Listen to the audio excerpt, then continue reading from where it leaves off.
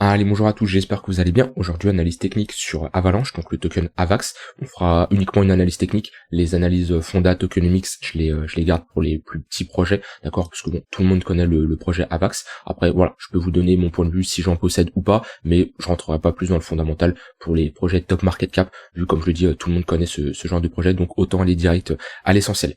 Ça fait un moment que j'avais pas fait une analyse d'AVAX, ça doit faire facile 2 mois. Moi, de mémoire, la dernière fois que j'ai fait une analyse, on était là. Et la charte n'est pas très jolie. Pourquoi? Parce que on est en train de casser un gros niveau. On a cassé un gros niveau. Pour moi, ça, notre bottom ici, il est cassé. Comme on le voit, déjà on a une clôture nette. Hein. On voit qu'on a, alors déjà en close line, c'est clairement cassé. Hein. On a tenté une réintégration ici. On voit, hop, si je passe en daily, mais on s'est fait directement repousser sur un niveau qui était avant un niveau de support, d'accord? Et ce niveau de support, on l'a transformé en résistance. Pourquoi? Ça c'est de la logique. Faut comprendre le fonctionnement de comment fonctionne un marché, d'accord? Toujours, hein, quand vous avez un acheteur, vous avez automatiquement un vendeur en face, d'accord? Et quand on est comme ça sur une zone de support, on a ici énormément d'acheteurs, d'accord, qui sont rentrés, ici énormément d'acheteurs, et quand on a comme ça un gros mouvement à la baisse, parmi ces acheteurs, il y en a qu'on va sortir sur un stop loss, il y en a qu'on va sortir parce qu'ils se font liquider, il y en a ils vont paniquer, aller clôturer leur position, mais il y a toujours quelques acheteurs qui restent, d'accord, des vaillants. Alors est-ce qu'ils font le bon choix? Bon, ça c'est à eux de le déterminer, hein, le fait de pas couper une position en perte et la garder longtemps, chacun a sa stratégie. Maintenant, voilà, il y a toujours des personnes qui restent acheteurs même quand on casse des gros niveaux, et le fait de revenir chercher ici leur entrée, d'accord, parce que ces acheteurs ils sont rentrés ici et ici, le fait de revenir chercher leur entrée, et ben ça leur donne une opportunité de sortir en position, de sortir de leur position, de sortir à break-even, d'accord. Dites-vous, hein, une position comme ça où on est sur un quoi là? On est sur un moins 12, moins 15%, mais c'est surtout le break psychologique d'un gros niveau, où ils étaient, ok, ce support il tient, parce qu'on est ici sur un gros niveau de support. Alors, ce niveau-là n'a pas encore cassé, hein. Voilà, on voit si on prolonge, mais voilà, ce niveau-là, il casse. Donc, pour certains, ça peut se dire, ok, ils invalident leur scénario, et au moment où on revient chercher leur ordre d'entrée, et ben ils clôturent leur position. Et je vous rappelle, hein, quand vous êtes un acheteur, pour sortir de votre position, vous êtes un vendeur ensuite, hein, d'accord. Un acheteur, c'est un futur vendeur, et un vendeur, c'est un futur acheteur. Donc c'est pour ça qu'on a ce genre de réaction, d'accord. Et c'est pour ça que on flippe d'un support en résistance ou une résistance en support. Donc ici, on casse un gros niveau, on clôture sous ce niveau-là. Alors techniquement, on n'a pas break ce niveau-là. Maintenant, sur Avax, franchement, c'est pas joli, hein. La charte n'est vraiment pas encourageante, dans le sens où vous allez taper des moins 88% et actuellement moins 93%, et surtout sur un niveau de moins 90%, où techniquement sur les cryptos, les moins 90%, ça reste des zones de bottom, et sur ces zones-là, continuer à faire des structures en M. C'est-à-dire, c'est même pas on range, d'accord, c'est même pas on passe dans une phase où le marché est ennuyant, d'accord, on reste bloqué entre deux bornes, c'est carrément on est dans une zone là où il y a plus de vendeurs que d'acheteurs, hein. C'est ça ce que nous dit une structure en M ou en W, d'accord. À partir du moment où on structure ici, parce que ça c'est un range, d'accord, c'est un range où on casse à la baisse, donc moi je les appelle des structures en M parce que c'est un range assez court, d'accord, mais ça reste un range. Mais le fait d'avoir ce genre de structure, ça nous indique tout simplement que l'offre est supérieure à la demande, d'accord, que ce soit ici, et quand on a ici ce genre de grosse structure, ça nous indique que dans toute cette zone, les vendeurs ont remporté la bataille. Un range, c'est tout simplement un combat entre des acheteurs et des vendeurs, et à un moment, il y a une résolution à la hausse ou à la baisse. Donc ça nous dit qu'après un moins 90%, on a toujours plus de vendeurs qui sont intéressés à faire une pression à la baisse que d'acheteurs, d'accord.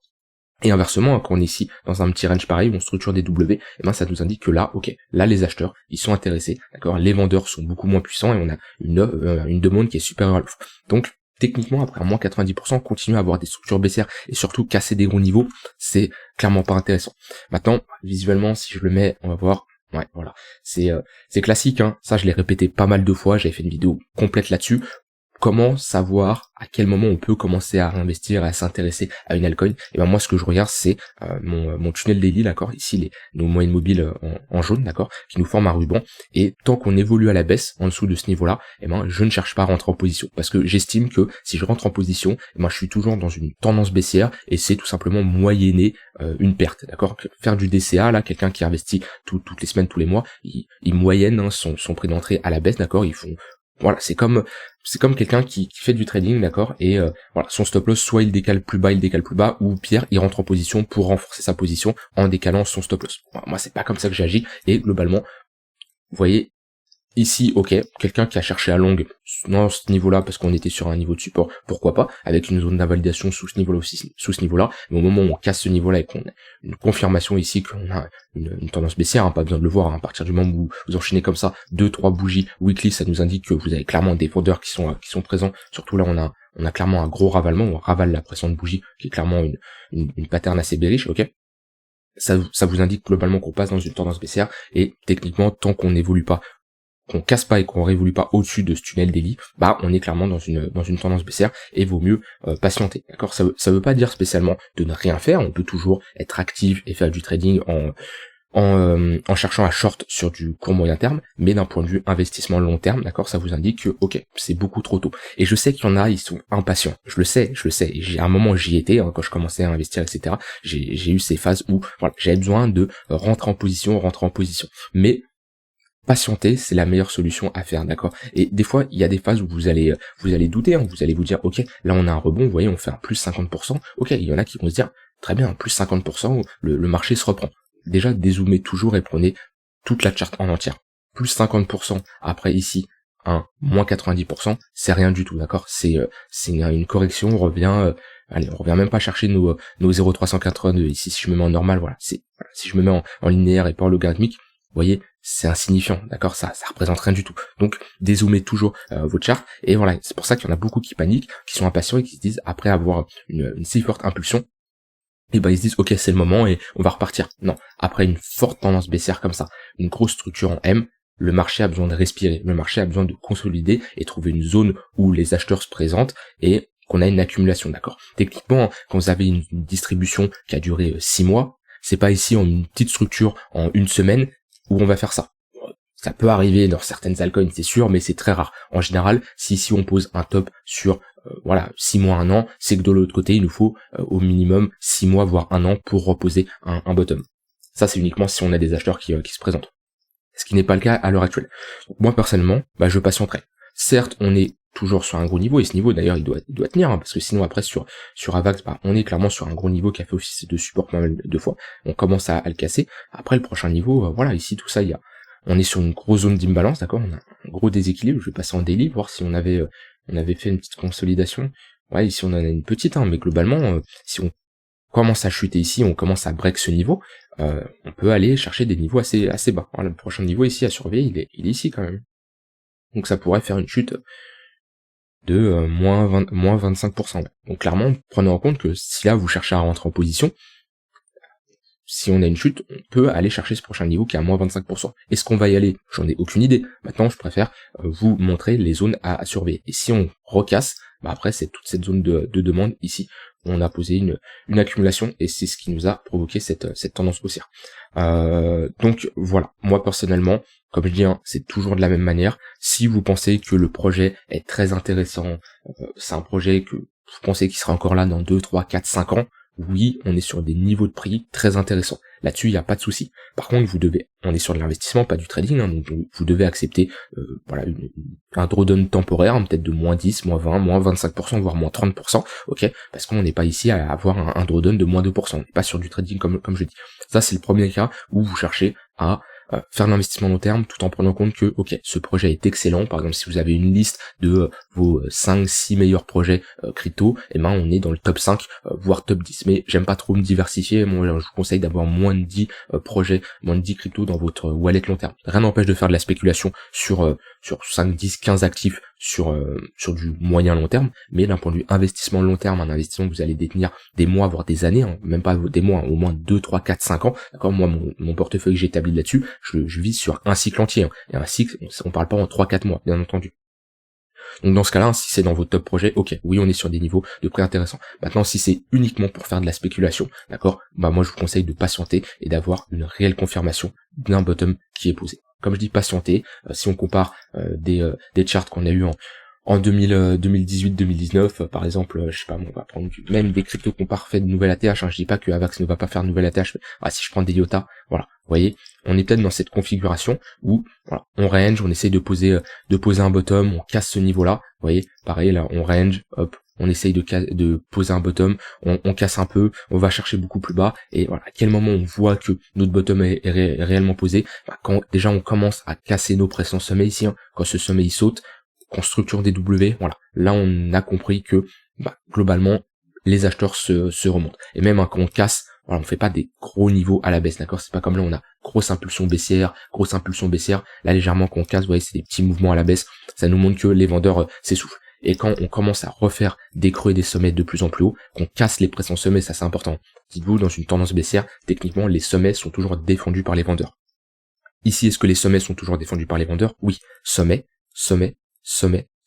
Les sommets, alors ça c'est un sommet majeur, ça c'est un sommet majeur également, ça on pourrait le voir comme un sommet intermédiaire, mais vu qu'on a break ce niveau-là, ça devient également un sommet majeur. Vous voyez, on arrive sur des niveaux où techniquement c'est un support, mais les vendeurs sont toujours présents et on maintient leur niveau, leur zone de résistance, leur sommet majeur. Donc on aura des premières indications de bottom potentiel qu'on commencera à montrer que ok, on a de la force pour casser les précédents sommets. Déjà ce premier sommet qui casse, ok, potentiellement on repasse dans un range à minima, d'accord. Mais pour le moment, moi j'ai aucun signe qui montre que on repasse dans une tendance haussière. Donc il y en a, comme je dis, ils sont impatients, ils ont besoin de rentrer en position. Techniquement, quelqu'un qui fait du DCA, peut-être qu'il aura le même, par exemple, quelqu'un qui fait du DCA sur toute cette période-là. Ok. Et on va dire que toi tu décides de te positionner ici. Voilà, on a une structure en W, tu décides de te positionner ici. Peut-être que cette personne, elle aura exactement le prix moyen d'achat, le prix de revient unitaire de son investissement sur le même niveau que toi, d'accord. La différence, c'est que elle aura immobilisé son capital pendant 1 an et demi, d'accord. Voilà, novembre 2023, mai 2022, 1 an et demi. C'est ça la différence. C'est que toi, tu rentres au bon moment, ok. Alors je dis pas de rentrer en one shot d'un coup comme ça sur une cassure. Rentrer en plusieurs fois. Mais ce que je veux faire comprendre, c'est la personne qui investit chaque semaine, ok, elle va immobiliser son capital dans une tendance baissière, d'accord. Si tu patientes, quand tu as des confirmations qu'on pose des bottoms, ok, là tu commences à rentrer en position en 3, 4, 5 fois, d'accord, mais au moins ça te permet de ne pas immobiliser ton capital pendant une longue période où on est toujours dans cette tendance baissière. Il y a énormément de charts qui sont dans ce cas-là, on a EGLD, on en a plein. Par contre, voilà, des charts, par exemple, je pense à Ether. Hop, voilà. Vous voyez, cassure. Enfin, la résistance, ok. On casse, pullback. On a une entrée assez correcte. Voilà, $1 400. Maintenant, voilà, comme je dis, toujours une différence entre la spéculation et on prend le compte en fondamental. Moi, je suis rentré sous le tunnel Lady sur Ether. Je suis rentré beaucoup sur les $1 300. Mais il y a une différence sur le fondamental qui prime sur l'analyse technique sur le très très long terme. Mais voilà, quelqu'un qui utilise ces tunnels Lady sur des altcoins, là, on a un exemple concret, on casse, ok. Là, ça devient intéressant de rentrer en position et ça nous montre que globalement, on a des acheteurs qui défendent. On voit après, on a un rallye aussi, et entre-temps, on peut sécuriser pourquoi pas une partie de la position. Ça, c'est à vous de voir. Mais ce que je veux faire comprendre, c'est utiliser des moyennes mobiles, ça vous permet d'avoir un point de repère et de savoir si globalement on est dans une fin de tendance baissière ou si on a toujours des vendeurs qui sont baissiers. Donc voilà, une grosse partie sur l'investissement, une grosse vidéo sur l'investissement. On n'a pas trop parlé de trading, je vais aller checker après si on a des opportunités, mais ce qu'il faut retenir, c'est patienter, d'accord. Ne soyez pas impatient à vouloir rentrer toujours en position parce que vous allez immobiliser vos capitals et vous pouvez l'utiliser pour investir ailleurs ou pour avoir des rendements ou tout simplement le mettre de côté, épargner. Voilà, chacun fait ce qu'il veut. Et voilà, attendez des confirmations qu'on a un gros bottom long terme. Sur du plus court terme, alors on est clairement orienté à la baisse, hein. On le voit, tunnel 4 heures sous le tunnel 1 heure. Tunnel 1 heure sous le tunnel 4 heures, donc le tunnel rouge c'est le tunnel 4 heures, le tunnel orange c'est le tunnel 1 heure, d'accord. Tunnel 15 minutes sous le tunnel 1 heure, donc toutes les moyennes mobiles sont clairement orientées à la baisse. Donc personnellement, quand c'est comme ça, on cherche à jouer dans le sens de la tendance. On ne lutte pas, d'accord. Quand on a, vous voyez, hop, là, on a déjà une confirmation qu'on est dans une tendance haussière. On structure un W, ok, donc un REN, on casse à la hausse, ok. On fait des pullbacks au niveau de nos moyennes mobiles, voire plus bas, hein. Donc des fois on se fait trap et soit on rentre pour position, soit on se fait stop loss, on peut pas avoir 100% de réussite, ok. Vous voyez, hop, là il y a des opportunités longues, etc. Quand on commence à s'essouffler, déjà ça comme on le voit, déjà on structure des M, sommet creux de plus en plus bas, on a également les moyennes mobiles qui s'inversent, donc le 15 minutes qui crosse le 1 heure, ok, et le 1 heure qui crosse le 4 heures. Vous voyez que là on avait bien notre 1 heure qui était au-dessus du 4 heures ou dedans. Donc à partir de ce moment-là, on peut se dire, ok, là, on repasse dans une tendance baissière et on casse notre précédent creux. Là, on a vraiment une grosse confirmation. À partir de ce moment-là, tous les pullbacks au niveau de nos moyennes mobiles, ok, donc ça soit 15 minutes sur du court terme, ici, ou 1 heure sur du plutôt moyen terme, ok, c'est des opportunités de short. Donc ça, c'est pour localiser votre entrée, d'accord. C'est pas, on cherche pas à mettre une position pile dans le tunnel 1 heure, mais on a un point de repère, ça nous dit ok, quand le prix est là, vous dites ok, moi je ne cherche pas à rentrer en position, j'attends un pullback dans mon tunnel 1 heure. Donc voilà, globalement je surveille, je mets des alertes, voilà, ça vous permet, vous restez pas fixe devant les écrans, parce que là je suis en unité de temps 4 heures, voilà, vous attendez pas devant les écrans qu'on arrive sur le tunnel 1 heure. Vous mettez vos alertes, quand on est dedans, ok, vous pouvez zoomer sur une unité de temps inférieure, sur du 1 heure ou sur du 30 minutes, ça c'est à vous de voir, et ensuite vous cherchez des confirmations. Alors chacun a sa méthode de confirmer, hein. Soit ça peut être voilà une structure en M. Là, on a une structure en M, ok. Là, on a également une plus grosse structure, ok. Ça peut être une divergence sur le MACD, ça peut, on peut tout combiner. On peut avoir un affaiblissement au niveau, alors toujours sur l'unité de temps inférieure. Hein. On localise sur l'unité de temps supérieure, d'accord. On détermine notre tendance sur les unités de temps supérieures. Ensuite, on réduit pour chercher notre confirmation. On peut pas prendre une décision juste sur une unité de temps. En tout cas, moi, je fonctionne pas comme ça. Et ensuite, quand on est dans notre point de repère, bah voilà, on cherche des confirmations, comme quoi qu'on a tout simplement des vendeurs ici, hein, dans le cas, vu qu'on joue dans le sens de la tendance, des vendeurs qui se remontent, d'accord? Parce qu'automatiquement, quand vous avez un rebond, comme ça, on le voit pas trop sur le 4 heures, hein, sur le 4 heures, si je vous remonte, ici, c'est un rebond qui est pas du tout signifiant. Vous voyez, hop, si je monte comme ça, c'est un petit rebond, hein, dans toute cette tendance baissière, mais automatiquement, sur du 1 heure, là, vous avez une petite tendance haussière. Et ben, le but, c'est, dans cette tendance haussière, vu que l'unité de temps principale, qui était le 4 heures, est baissier, attendre qu'on a une confirmation que le 1 heure redevient baissier. Donc il redevient baissier ici, il redevient baissier, hop, quand on a une cassure de ce niveau-là, et voilà. Et c'est pareil, on casse, on break ce niveau-là, tac.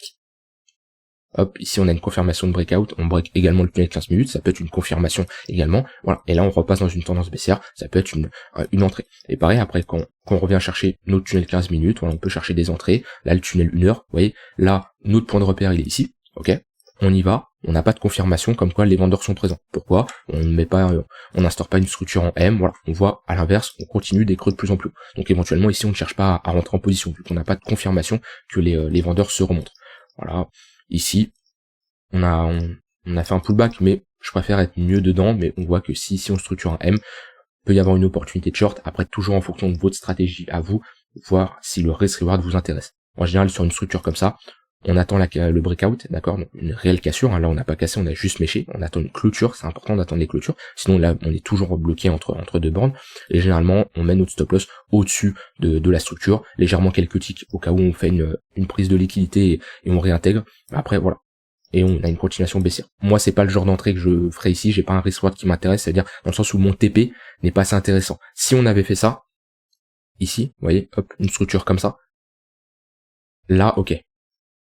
Voilà, stop loss soit en dessous de la structure, au-dessus de la structure ou au-dessus du tunnel 1 heure. Là, ok, j'ai un risk reward qui est intéressant. C'est-à-dire que mon 2 pour 1, voire mon 3 pour 1, il est toujours au niveau de la structure et j'ai pas besoin de casser un support. Parce que ça se trouve, ici, on est sur un bottom.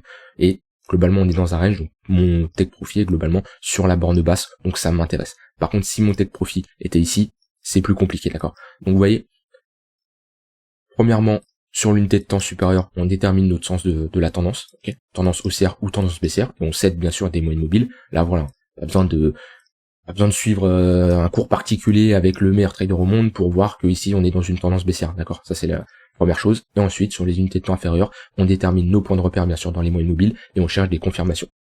Ça c'est moi ma méthode de fonctionner, c'est pas spécialement quelque chose qui peut vous intéresser, ça se trouve vous aimez pas cette méthode et vous allez plutôt trader les ranges ou avec d'autres outils, d'autres indicateurs et une autre méthode. Le but c'est que ça marche, vous testez, vous faites des stats sur Excel, voilà, vous faites plein de données et tout, vous avez à la fin un win rate, un taux de réussite, votre risk reward moyen, combien vous perdez sur ce genre sur cette méthode, sur celle-ci et tout, et ensuite vous faites, vous testez, vous améliorez, si c'est sûr que si votre stratégie ne fonctionne pas, vous allez vous rendre compte si au bout d'un mois, 2 mois, vous êtes, je sais pas, moins 20, moins 25%, c'est qu'elle fonctionne pas, globalement la revoyez. Par contre, si vous êtes à break-even au bout d'un an, par exemple, voilà, vous tradez pendant un an et vous êtes à break-even, vous avez rien gagné, rien perdu, c'est pas, ok, la stratégie, je la mets de côté, j'oublie. Non, il y a peut-être quelques modifications à faire pour essayer de gratter un 5, 10, 15, 20% par an. Voilà. Oubliez les menteurs qui vous disent qu'ils font du 30% par mois, c'est des menteurs, d'accord. Déjà si vous visez un 15-20% par an, je parle vraiment du trading, hein, pas d'investissement, voilà, je parle vous posez votre risk reward, hop, vous avez admettons, vous risquez 1% ou 0,5% par trade. Si vous avez un risk reward de 2 pour 1, ça veut dire que ici vous avez 2% de plus sur votre capital ou 1%, d'accord. Mais ne croyez pas que par mois vous pouvez faire des 30, 40, 50%. Non. Alors oui, peut-être un mois, mais je parle vraiment sur du long terme, une moyenne mensuelle. Si vous faites sur du mensuel du 5%, c'est pas mal, ok. Voilà, j'ai dit tout ce que j'avais envie de dire. N'hésitez pas si vous avez des questions. J'ai utilisé des termes un peu plus techniques. On a fait une grosse partie investissement, une grosse partie trading, d'accord. Ça vous permet de voir un peu mon état d'esprit, qu'est-ce que j'en pense actuellement d'Avax. C'est pas une crypto que je possède dans mon wallet long terme, parce qu'il y a des projets qui sont beaucoup plus intéressants. Mais ça, comme d'habitude, c'est subjectif. Voilà, j'espère que je vous ai apporté plein de valeur et je vous ai un maximum aidé. Si vous avez des questions, n'hésitez pas. Rejoignez également le Discord si vous voulez de l'entraide, ou voilà, si vous voulez que je vous apporte. Si vous avez des questions, vous voulez que je vous aide sur certaines choses, n'hésitez pas, il n'y a pas de souci. Et je vous souhaite une très bonne fin de journée et on se retrouve demain. Bye bye.